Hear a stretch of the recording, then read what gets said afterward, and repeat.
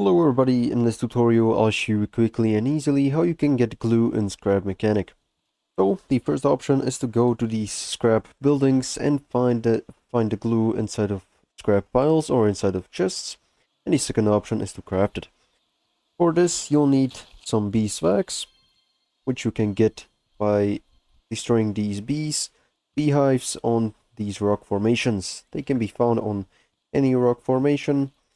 And now we'll just need to mine some trees to get some scrap wood. You can do this by using a hammer and then refining these wooden logs.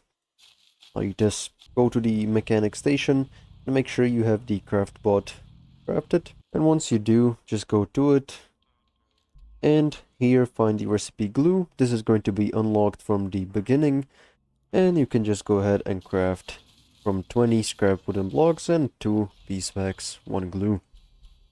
So this is pretty much all how to get it. Make sure to like and subscribe if you found this helpful, and see you in the next one.